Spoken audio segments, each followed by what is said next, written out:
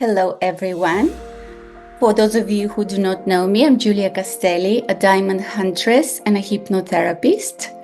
I do hunt for diamonds, gems around the world, and I also hunt for inner diamonds. I help women find their inner diamond.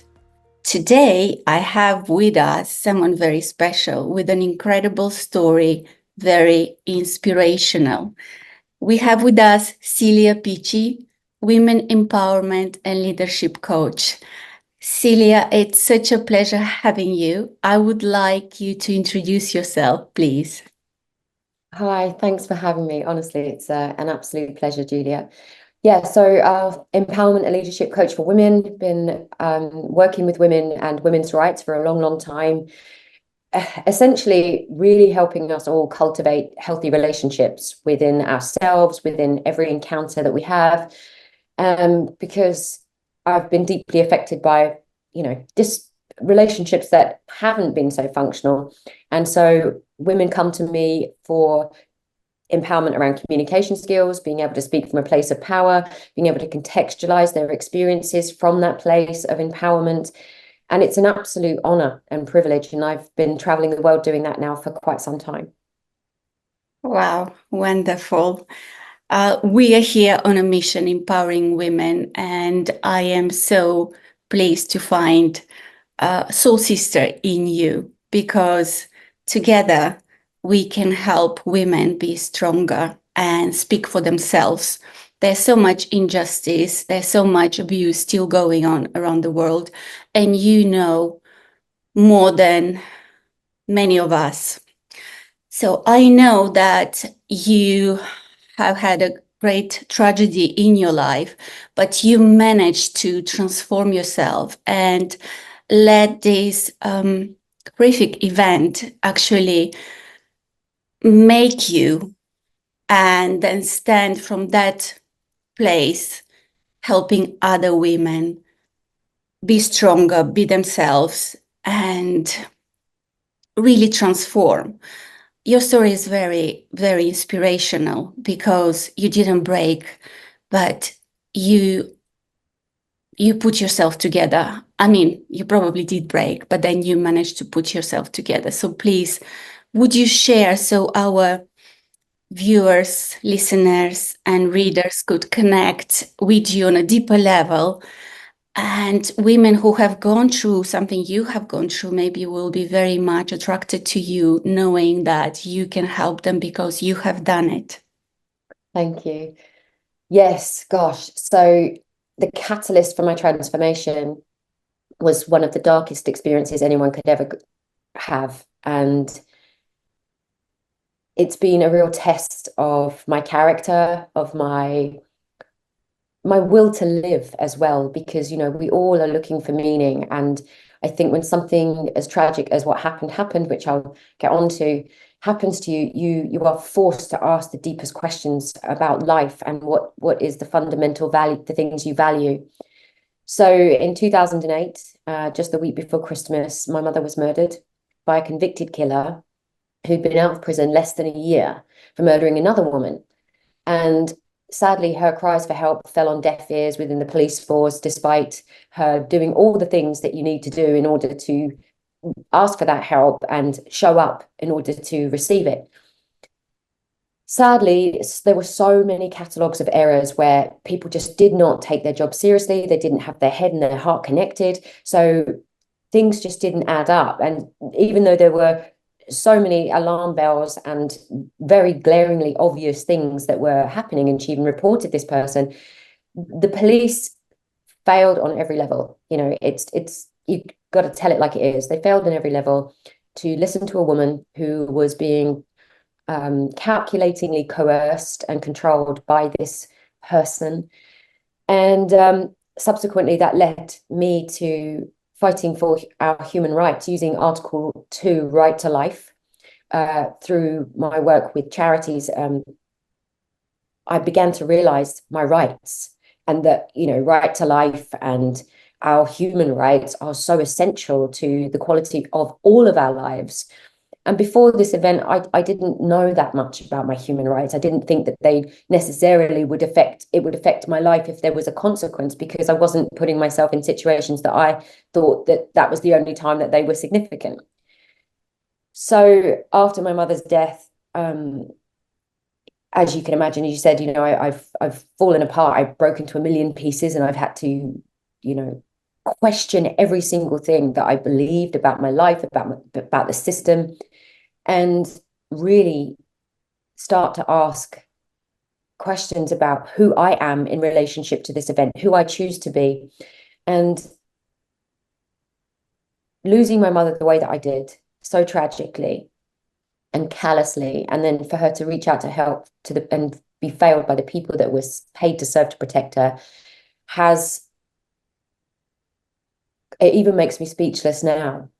It's like, how is that even possible? And it's the kind of thing that you think that is going to happen to someone else. You don't ever think that it's going to happen to you. Like, how is that? It can't even comprehend it. That's my mother. She's not a statistic. Yet this is how it was treated. And it's only through the human rights and seeing and reading other people's stories and realizing these catastrophic events happened far too often. And the good things that come out of it is that the human suffering can make us all realize that we are all one, that we do need to work together, that we need to have our head and heart connected. But it was for a long journey, because it was 7 years that we had to wait almost for the inquest. Then you're going through that process for a matter of weeks, seeing all the different people give their testimonies about what they did and they didn't do, and experiencing some interesting dynamics of truth. But the jury and people in general, humanity, shone through in that experience. And my lawyer said to me at the time, don't get your hopes up that you'll get justice, or that you'll get the inquest, or that you'll get some sort of justice. But thankfully, because of the jury and because of people's attention to detail, normal everyday people that care, that have their heart in what they're doing, saw so much more than what was originally on the table for what had happened and what had gone wrong. And it heartened me so much. We had the most fantastic lawyer, who was also just one of the kindest, most heartfelt humans that I've ever had the pleasure to meet. Because when you go through something so dark, where it's all love and everything is stripped out, it's just hardcore, your energy goes through like the biggest recalibration. Grief is the densest energy, and the lens and how it makes you see life and humanity is very dark. So you go down that rabbit hole and question everything. But through that journey, I've met some of the most incredible people. I've seen and experienced some of the worst aspects of humanity, as we all do through the news, and we see how dark it can get. But through this journey, I have forged the deepest friendships. I have fought the most intense battles, but with dignity and grace, and my spiritual connection, because I was on a Vipassana retreat when my mother was killed. 10 days of silence, training your mind through your body for 10 hours a day to get to the root cause of misery, which is craving and attachment. So after I left that retreat, I saw all these missed calls on my phone, and I thought, I'm not going to answer that now. I'm going to complete my experience by actually speaking to the people that I had met. And that was an epiphany to me, realizing how much the brain makes up. So I was in a very, very good place just before I received the news. And the reason that I share this is because the fact that I was on that retreat, training my mind through my body for 10 days, for 10 hours a day, was the buffer that gave me the awareness of the nature of my mind, and not to add anything else other than to receive and see things as they are. I could see how much our mind projects. So I left the retreat. I was meant to be on a train. I decided not to go on that train because I was offered a lift home with a few lovely people, and thank God I took that ride. There was only 5 of us in the car, and I saw all the missed calls, and I thought, right, I better address this. So I said to them, it looks like I've got something serious to deal with. Can you stop the car? I need to make a call. Because I'd heard that there was a message from the police and then my mother's best friend. So they stopped the car. I got out and I phoned my mother's best friend and I said to her, what's happened? She said, I'm really sorry, Celia, but your mother's been murdered. And you just never expect to hear that. I was stood there and I was just dumbstruck. How on earth? I put the phone down. I think I screamed first. I put the phone down and I just remember feeling so present. There was this space where I thought, how I respond to this sets the tone for my entire life. And at that moment, I just got this message say, be faithful, the balance is being addressed. And then I just knew this either makes me or breaks me. And I was guided to clap my hands and say, it makes me. And at that moment, as my hands were clapped, I just felt this shudder of energy like rush through my body. It just ran through my body and activated that very message, be faithful, the balance is being addressed.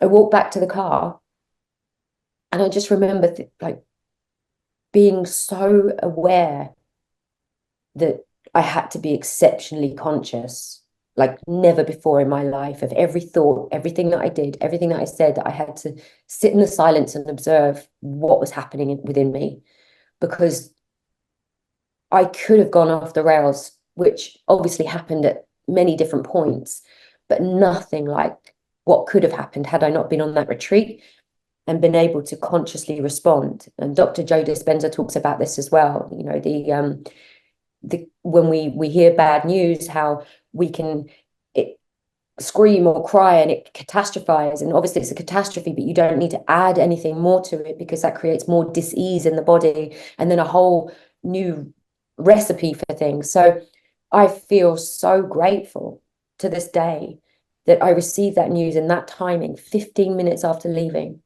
And the only thing that took me there was divine inspiration and desperation, because I needed to train my mind. And how much of a clue do you need that the universe was looking after me to receive such terrible news? It's been the thing that's helped me in present moment awareness. It's helped me galvanize how I perceive everything that I choose to do with the information that I've had to digest as part of my human experience. And it's helped me become a leader, because when something like this happens, you have to go into the unknown. It's you're catapulted there into what, why, what is it, how? And that's led me to travel all over the world, working with shamans and coaches and healers and meditating, praying, doing processes and digging deep within my soul to find the treasure so that I can alchemize what I need to and contribute the best of myself to the world and to my clients.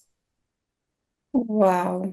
Celia, I cannot begin to even say that I understand how you feel. I mean, I have felt pain, obviously, and I have lost my father, but we cannot compare. We all have our own tragedies, and there's so many things that I want to address that I heard through this very touching, very sad, but also very beautiful story, because honoring the person that your mother was, and I obviously know a little bit more about you and the story than our readers. I would let you say a few words about your mom, but you took that in the most beautiful way, and obviously it wasn't easy.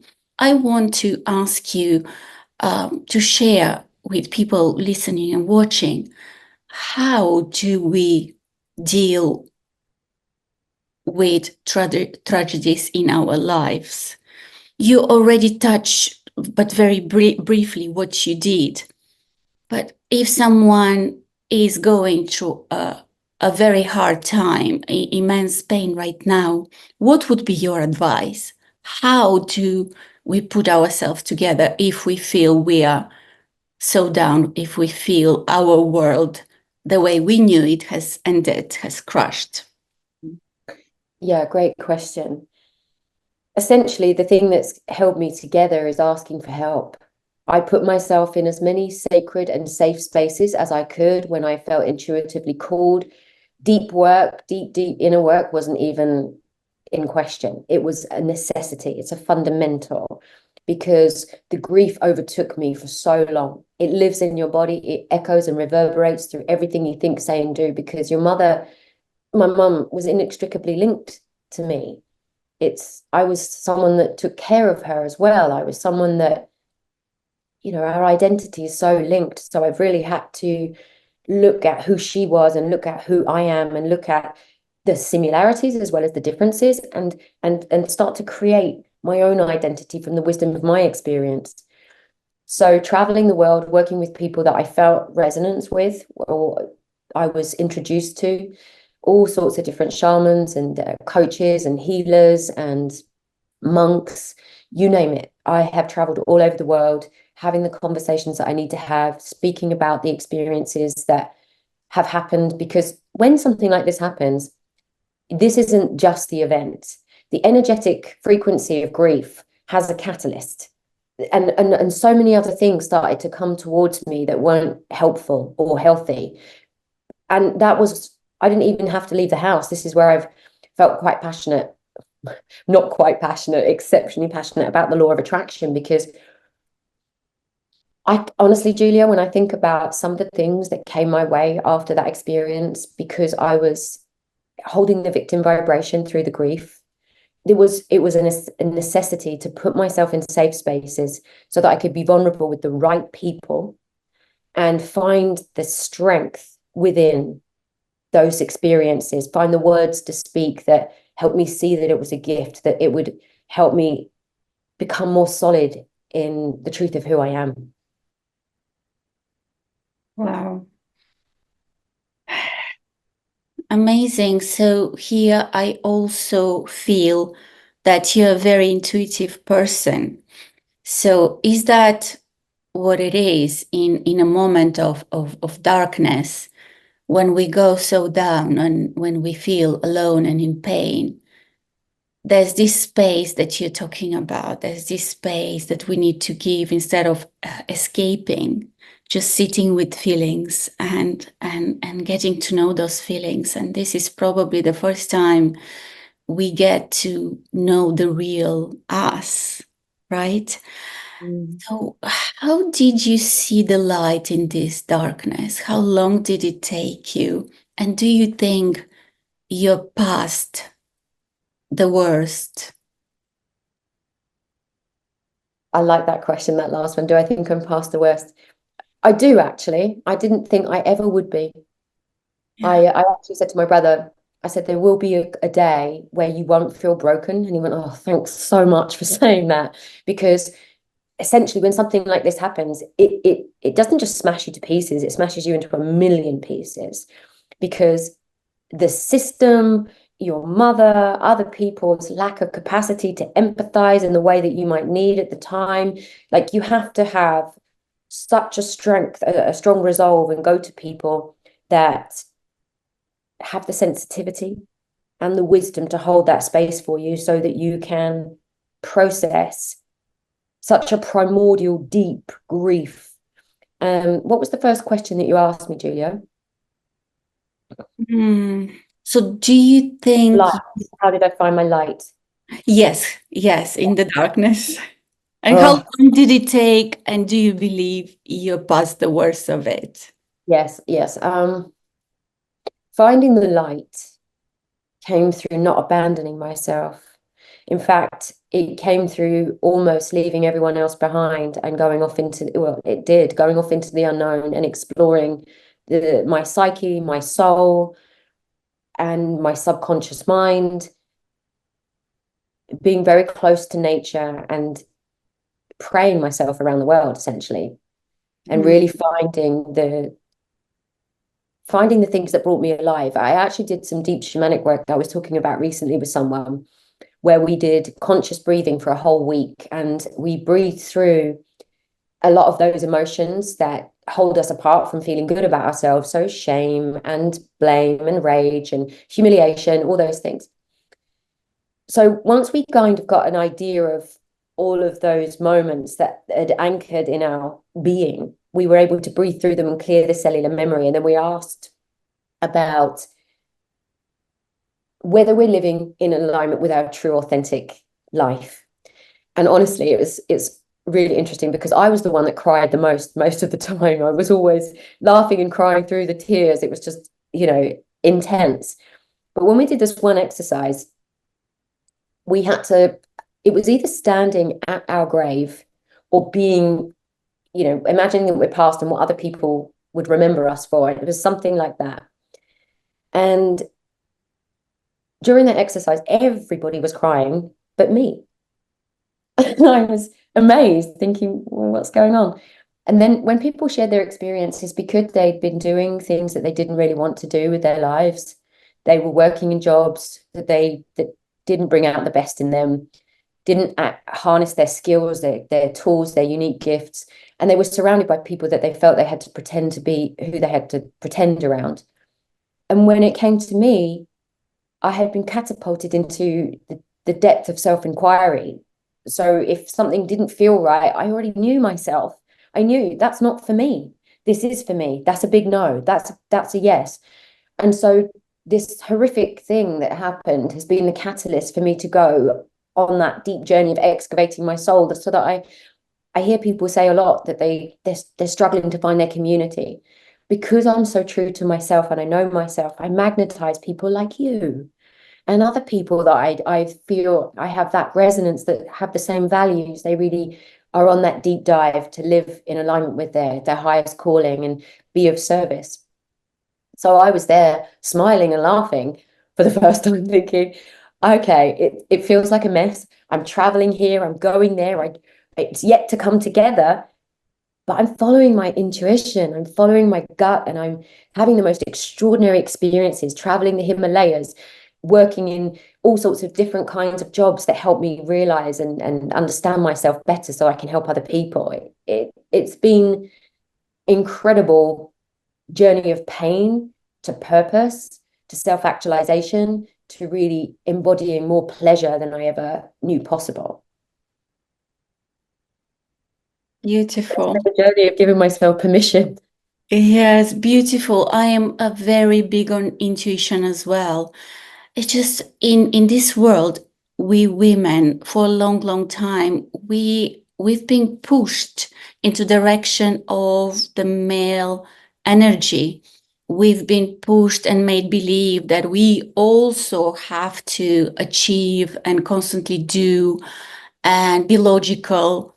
And in this pursuit of material wealth and desires, we lost the touch with ourselves, the touch with our divine feminine energy. And women like you and myself and so many more now are realizing that we should not want to become as men. We can have a soft success. As a person that I know, she calls it soft success, and I really love it. Yes, we can be successful, but by being us, by being intuitive, by being loving and caring, and by not rushing. So I really resonate with what you say, because like you, I am on this journey of healing. I am on this journey of discovering myself, and with everything I learn, then being able to help other people go through this. Because at the moment, there's so much pain, so much suffering, there's so much depression and anxiety in the world. And this brings me to a very important topic, and I know it's very close to your heart as well. I know that it's a subject close to your heart. Please, whatever you feel like sharing, whether you have gone or your family, but what is your what is your take on anxiety, depression, and all those that, we call them negative emotions, but actually they're messages we should decode. And I have another amazing fellow therapist and psychologist who, this is what she says: all the negative messages actually are here to tell us something. We need to decode them instead of just popping the pill or instead of looking for escape. And the escapes are usually what? Either the pills, alcohol, drugs. Um, what do you think? And would you share something from your own experience of going Sure. But through things and hopefully getting out of it? yeah, sure. Essentially, there is no escape. The only way out is through. You are forged in the fire of alchemy. That is it. You have to feel it. I have felt every single bit of grief, rage. There was a point in my life where I cried so much. You would think I was Alice in Wonderland, where she cries so much that the world, she's just swimming in tears. But then I said to myself, one day I'm going to laugh just as much as I've cried, because I'm digging so deep to find the meaning and stay connected to what's true to me. And when you do that deep dive spiritually, you realize that love is the currency. We have to activate that truth through doing the practices that regulate the nervous system, that transform and alchemize the blocks, that help us be honest with ourselves about our insecurities and our fears and our inadequacies, so that we can allow them to be our strengths, because we're honoring that and we're seeing and celebrating our strengths, but we're also looking at where we might need to integrate a little bit more strength or self-awareness to cultivate that sense of self that's going to take us in the direction that we want to and lift us to a vibration that helps us live in alignment with joy. I have tried and continue to have a whole repertoire of different tools that I call on intuitively. I have groups of women that I do breathwork sessions with. We do different meditations. We have each other's back every sense in every step of the way. No one is perfect. We're all doing our best, and we're honest about where we're feeling stuck. My brother is someone that I want to touch on, because someone that my mother was she passed, she was killed even when he was 15. And so there was his 18-year-old self was telling him he should have done more. And that's happened to me as well. But I kept saying to him, you were 15. It's through doing the psychological and emotional work that he's now able to see that he needs to feel that pain and that loss and not numb out or give himself a million labels as to why he is maybe not as happy or as healthy as, and he's doing great, by the way. He's training, he's working with a coach, he's got a therapist, just like me, using the tools, creating a space to process what he needs to process. And it's only through doing that work, as well as having your own practice and then really being aware of your inner circle, that you get to transform. And it's a lifelong journey of growth and evolution. It's not like you go to the gym once and you're fit. I'm trained in vinyasa flow yoga, kundalini, conscious breath work, various shamanic practices, coaching, like all the different pranayamas. I've been freshwater swimming and running for years. That's freezing cold water on a regular basis. And it's about bringing devotion to the discipline of you. Everything that happens is for us to expand beyond the contraction. And there's going to be a contraction for a while, but you cannot stay in that dense energy because there's nowhere to go. You can't go anywhere. But what I've realized is you can't rush either. I wanted to help everybody. I wanted to do so many things before my energy, my life force would allow me. I had to be there for myself. And this is, I think, what most of us don't. We want to help others before we've been able to really help ourselves. And that was so difficult for me because I just wanted to deflect.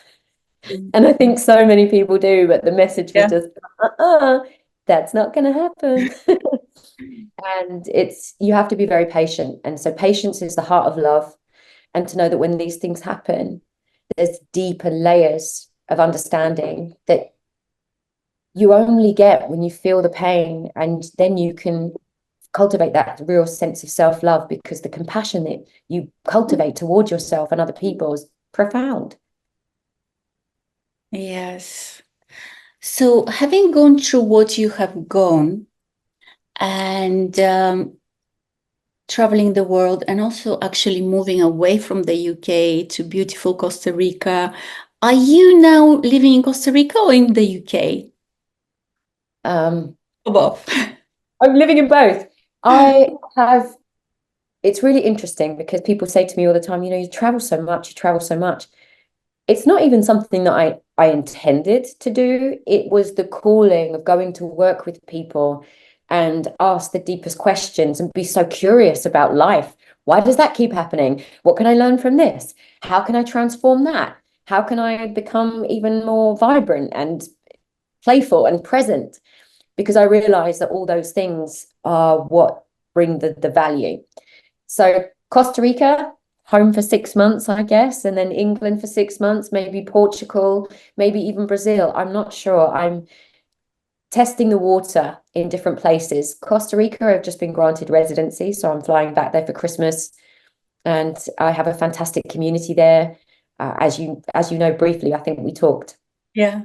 I booked a flight and I left within 24 hours. I left everything I owned because I just knew what with the suppression and everything that was unfolding, I didn't think I would make it. And I thought I've done too much work on myself to be speaking and fighting battles that aren't mine. I want to contribute the best of myself and build new earth. And as we know, it's not about improving the old thing, it's about building the new.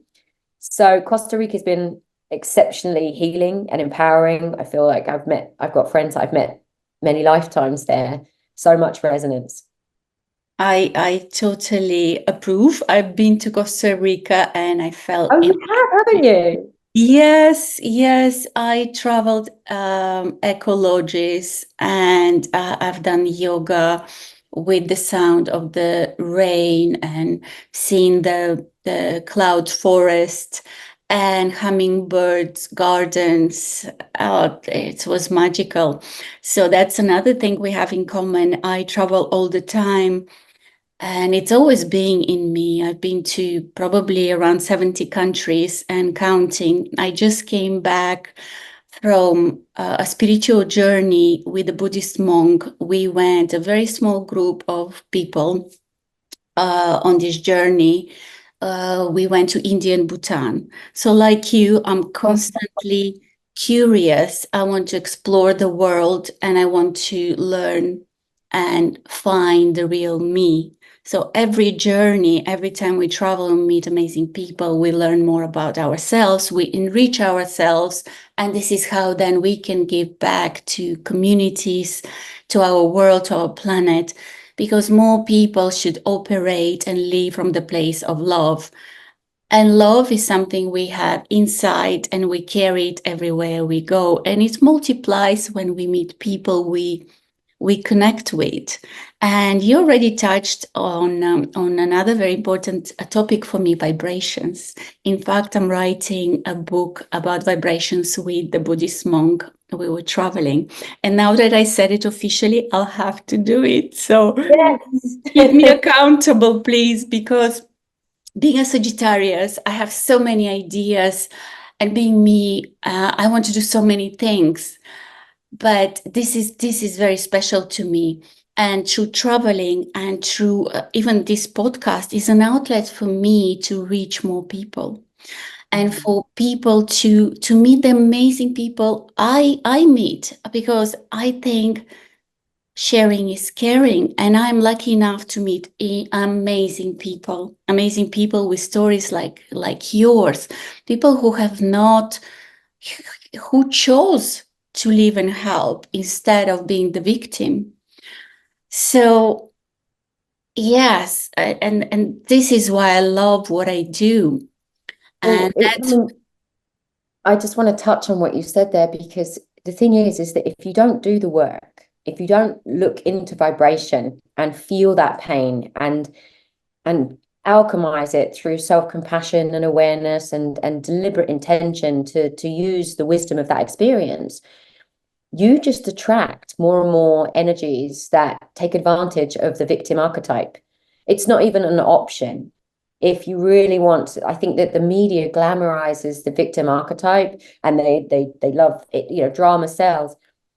But coming back to peace, I think you asked me a question when we had a chat about what makes me happy, and it's the peace that I experience through the Vipassana, the mental peace, this peace of mind. And you only get that when you raise your vibration. And traveling has shown me all the different vibrations around the world. I'm sure, like you, going to India, going to the temples, meeting people that are so calm and grounded.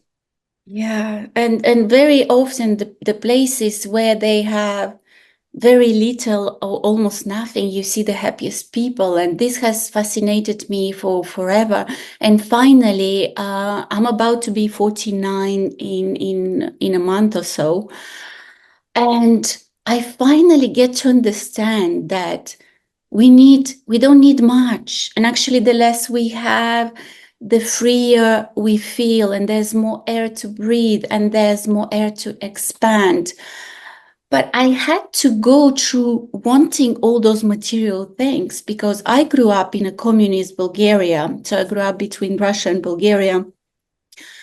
We were not allowed to know. We were not allowed to travel. Religion was not allowed. The churches were closed. We couldn't buy anything fancy, only whatever the Eastern Bloc was producing. So there were so many desires, material desires that I had. And I was reading these Daniel Steele novels about successful American women being free, traveling, having, working, making their own choices, having their own things, and this, shopping as a sport, as a national sport. And I was very curious. And but later on, with the new regime, my parents were quite entrepreneurial. So from being equal, or kind of having not much more than anyone else, because the system tried to equalize us, but life is not fair, no equal. So it was a fake stage. But I'm so grateful that I lived through that, because oh my God, as soon as I could touch the capitalist world, I went bananas. Then, I somehow by chance I ended up in the luxury industry, and just watch me. I didn't get one Chanel bag, I got 20, and I got more and more things because wow, I was allowed, and actually I could afford because I was working very hard. But now that I have those bags, looking at them, lately I don't wear much, and I'm in jewelry, and look at me. It's like I have those special spiritual beads that the monk gave us, and they're very special. And no other jewelry, but the diamond is still a very important symbol for me. Oh, I love this concept. Yeah, this is what Yes, drew you in the first place when you shared this. yes. So show me your diamond, Celia. What's your diamond? Or are My there di- many? um my diamond is being able to bring humor and heart to even the most dark moments, because my clients feel very safe with me. I've cultivated that through traveling the world and looking into the darkness. There's been a profound amount of light shone into my heart, and so much wisdom and so many silver linings and so much power to be able to speak the way that I choose to speak about a situation very deliberately, knowing that we're the creator. And I think polishing that internal realm and finding that deep inner peace, and as I said to you before, that mental peace that's like this beam of light that just alchemizes all those thoughts that make you think that you need to chase after this to be worthy of everything. And the fact that I found that, because like you, I was on the treadmill thinking that I needed to become something or become someone other than myself. And I still am on the journey of becoming, but from a very different position within myself. It's not like I feel like I'm lacking or that I'm not good enough. Obviously that happens, but you said you're 49, I'm now 44. You reach a level of awareness that you think this is of real value. That isn't. And I want people to like me for who I am and only have people that are worthy of my trust in my inner circle. And being able to have these kinds of conversations and laugh and cry with my clients about their triumphs and their tribulations, having trust is just, for me, that's the greatest gift. I mean, I've experienced what it is to have your trust broken in so many ways. But one thing I won't do, as much as life's broken my heart or the challenges and people in it, the characters in our play, in our movie, I haven't broken my own heart because I refuse to abandon myself for the shiny thing or for the popularity contest. It's me and me. When you're alone, when you're with yourself, you're never alone. And I think that's when you go on these deep spiritual journeys and you realize, I'm telling myself a story. Is that helpful? Is it helping me bring my light to the world, or is it holding me apart? And there's been so many layers to peel back. And I think when you really do know what it takes, you give people the credit. You don't any longer, it's not, you don't any longer, well, at least for me, I realize most of the people that are where they are, they got there because they deserve to be. They put themselves there through blood, sweat, tears, and grit, and stamina, and endurance, and devotion, and compassion. They had to find out what they really care about and then be that person. So that's for me too. Julia, I was chasing after things, thinking that I needed to be associated with this or this. And obviously those things help when you're building brands and businesses. However, I choose for them to be authentic. Mm. And the jewelry that you wear, because I'm still in jewelry and I'm still a woman, we are women and we like jewelry. So what is that you're wearing? I believe from what I see, it must be something meaningful. Yeah, it's pyrite. It's actually my accountant and my really good friend, because she's a poet and deeply spiritual. She was the one that told me about pyrite, and she said, "Get this, and your business will go through the roof, and we'll work together." So I got the pyrite, and I saw her actually the other day for her birthday, and I wore it as a symbol of, the growing wealth that I feel in my own realm. And the other thing is gold hoops with pearls, freshwater pearls. Beautiful. I love pearls. And yes, jewelry, at this point in my life, jewelry is something very, very meaningful. So I associate jewelry with, yes, so special gemstones that really enhance our power. And they could really give us something that maybe we're lacking or we need more of. I totally believe in the power of the crystals and the gems and the diamonds. And to me, they're very symbolic. And when we link memories to them, then jewelry is very, very powerful. And Oh, so powerful. There's a story that when I went to drama school, we had to breathe on an object that made us happy and one that made us sad. That opened up the room to memories, to emotions. It was a catalyst. I did not realize that I would literally, we had to do a breathing meditation. I came out of my body and I saw when this particular item was prevalent. I saw what was going on at that time in my life, and it activated a whole level of stuff. And when you see actors on stage, because I'm a trained actress as well, if they pick up an item and they pick it up without thinking, there's no story to it. But when you see that it means something, you're contemplating how it came into your world. It holds that energy. Uh, yes, it's yeah. I only wear the meaningful stuff like you. I have loads of it, but I wear the significant symbolic stuff. yes.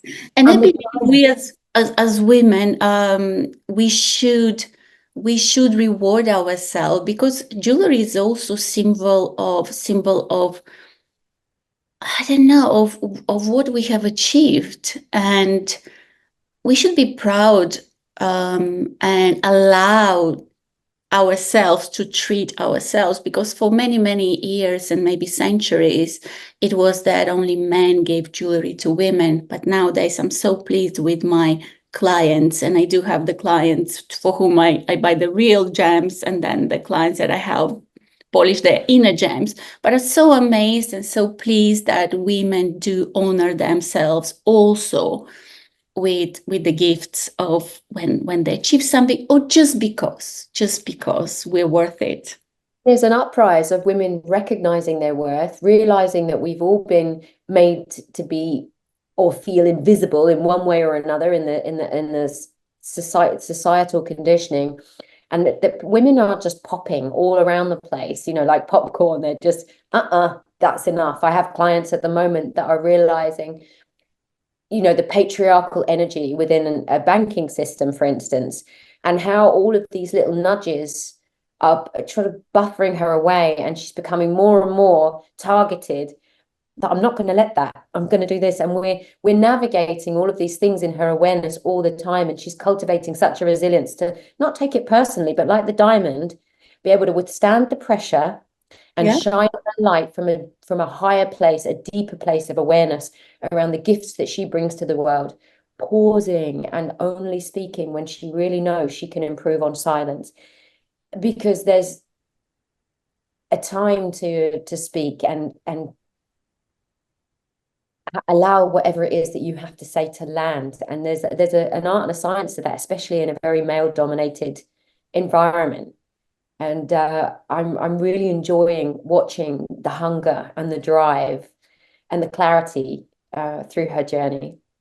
There's nothing better than seeing someone's life becoming a bit better or a bit easier or a bit happier. And that's why we are very lucky and we are very fortunate that we have found our calling. Because only then, when you do what you love and you get the deeper satisfaction, not just the material, because there's so many pieces to success, there's so many pieces to happiness, and we all have different needs, but basically the fundamental need of everyone is to be special and to be loved. So we're so different, but at the end of the day, we're all the same. And when we feel like we don't fit or we're different, actually we're like 99.9% or 100% of everyone else who feels the same way. So even in that we're different and we don't fit, we're the same. And who said we need to fit, right? We for sure, I'm so out of the box, and I have tried employment and I have tried marriage, and I now know I'm simply not a marriage material, and I'm totally unemployable, because freedom is my highest value. Because only when I'm free, I am myself, and only when I'm myself, I can operate from the place of love, and I can shine, and I can, because my talent is finding the light in others, finding the diamond in others, and I believe you have that in you. So that's our journey, that's our mission. And setting ourselves free from the psychological, emotional, and societal patterns and conditioning is how we help other women. We transmit by leading the clarity of our own example. Because for me, it's all about alignment, helping myself and others align and harmonize those inner beliefs so that they can live in alignment with their personal and professional idea of success. And without doing that myself, how could I help anyone else just like you? And Yeah, you know yourself, that kind of worked, that didn't. yeah. Note to self. So there's so many questions I want to ask you. I think I kind of feel like I want to talk and talk and talk to you, because we have so much in common. And also I feel you have so much to give, and to share, because you have amassed this wealth of experiences and knowledge. So please remind me, what have you been trained in? I could remember yoga, breathing, Oh gosh. coaching. Tell Yeah, me. yoga, conscious breathing, which is the open mouth breathing, where you're breathing through the whole body, flushing out the cellular memory of anything that really holds you apart from feeling the emotions and expressing them in a healthy way, and then coming back to the breath. That's profound. The others are obviously, I was doing a lot of chanting, and I tried all these different philosophies and practices. But what really came and nailed it with me was some of the elements of yoga and kundalini and energy and the energetics, so that you could become a master of your own energy, because I believe energetic mastery is the key. When I was having a panic attack, when I was scared to leave the house, I had to use my tools to harness my energy. It's not something you could just think about. You have to breathe through that pain. You have to embody the strength that you are calling in. And in answer to your question about the other things I'm trained in, which I'm so grateful for, you know, it's crazy. I was thinking about it yesterday, and I went to acting school, which essentially is a mystery school. Your body, you are an instrument for change. This is what I teach my clients. This is what my brand is all about, Ultimate Alchemist. You are an instrument for change. And only by clearing that instrument of the corruption of fear and self-doubt and all of the lies that we can tell ourselves or that get projected onto us, can we really see ourselves? And that's what I love doing with women, and helping themselves see themselves through their higher lens, through their capabilities and their strengths. So I'm trained in acting. I've done a master's in fine art. I have done numerous courses around writing, and I've written play. I wrote a play and I put it on at Edinburgh. I write poetry. I'm writing a book just like you on my own personal spiritual experiences, in order to really see the patterns and help other people see them, and see not just the internal journey that I went on, but how that was aligning almost astrologically with some of the moon cycles and the different things that were materializing in my awareness. And yeah, I could the list goes on of the different trainings. I'm sure for you as well. You know, I've been training with the Tony Robbins Academy as well. Now I'm training with another master coach, because my education's everything. Absolutely. I get from you very important two words, apart from many others, but like breathing. And probably, if I had to ask you, give the people who are listening and watching one tool if they don't feel well or they know they need to change, would that be breathing? Would that be the start? I would say that, because I've worked with, before I did plant medicines, I did 5 years almost of shamanic work, training, going on journeys, upper, middle, lower world. Some people are for shamanism, other people aren't. For me, it came my way, it changed my world, because it helped me reclaim my imagination.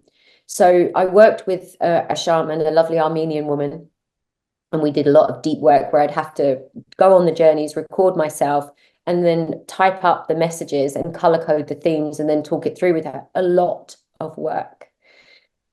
And I'm really grateful for that, because, like you, in my 20s, my earlier years, I was on a kind of toxic status journey, and I was numbing my emotions with different things. And so this was very important for me to do that 5 works of Vipassana and deep shamanic work without using plant medicines or magic mushrooms or things like that, because I use them with sacred intention. They're not the answer. They're a facilitation tool. But breathing is right under your nose. It's It's there free. every day. It's free. You could be having a panic attack. You could feel triggered, and you could put I often have my fingers in a mudra, just to anchor my presence, and sitting also in the position of the half lotus. It grounds me. I love how you're sitting. There's this beautiful presence of yours and I know because I'm on the journey, I'm on the path. I know that this did not happen like this. This happened through deep work.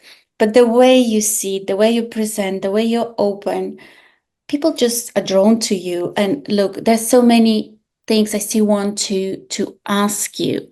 But why don't we agree that once you write your book, I'll invite you again, and then we'll continue talking energies, vibrations, ayahuasca, other experiences, other tools. But before we say goodbye, I'll ask you, do you believe in love? And is there someone special? I Let's do. let's let's say goodbye on that beautiful question of love. Yes, I do believe in love very much. I believe that love is all there is. It's just the distortions of love that we have to figure out so that we can find out what true love is for us. There's someone on the horizon. I really enjoyed getting to know this person. The conversations feel different in my body. It feels calm. I feel it's really well paced, and there's a depth that I haven't experienced for quite some time. So I'm excited by that.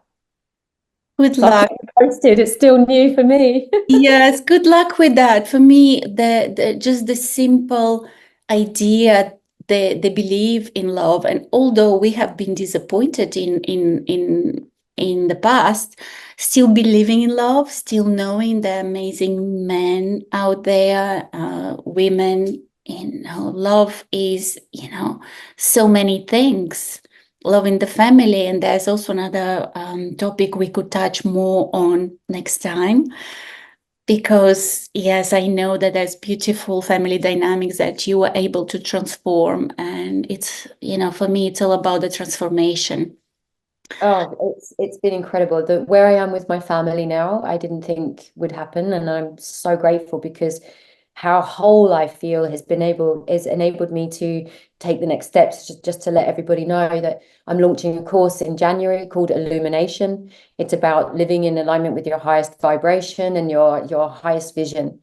Because I had so many projects and I was burnt out and I was all over the place, so I've created um, an amazing journey for clients and customers, women of this world. I would rather call them that, fellow female entrepreneurs that are here to contribute the best of themselves. It's a 5-week course, and it's about bringing your light to the world and finding a way to bring that one thing that will have a knock-on effect with the rest of your world and just keep evolving in your gifts, in your talents. And I'm very excited about that because it's transformed my life, what I've created, and other people as well that have already gone through the process. But to feel the benefit of what I've created is great because I launched it before and I hadn't really embodied it. And now I'm sitting here thinking, oh my God, this really works. Like I feel different. I feel like things are really moving and in a really peaceful, profound, and productive way. I was going to say that I'm also open to one-to-one coaching for women that are, they need to know or have that support that they are powerful and that they could get to create the life that they desire. Because I did not know that I could create the life that I have. I did. It's better than I ever imagined. So, how do people find you? They can find me on Instagram, which is Miss Peachy Celia, with an EY at the end of Peachy, or on Facebook, which is Celia Peachey, or at celiapeachey.com. And then there's a page that you can contact me. But yeah, through those mediums, Celia Peachey with an EY at the end. Amazing. So the right women will be drawn to you and you'll continue shining your light in this world and will follow your development and new projects, the book. And I can't wait to go on a walk with you, to consciously breathe with you and chat projects together or excitement of life and all things girly. Perfect. That sounds like a dream come true. Thank you for being on this episode of Show Me Your Diamond. I loved getting to know you and seeing what your diamond is. Thank you for sharing it with us, Celia. Pleasure. Thank you for having me.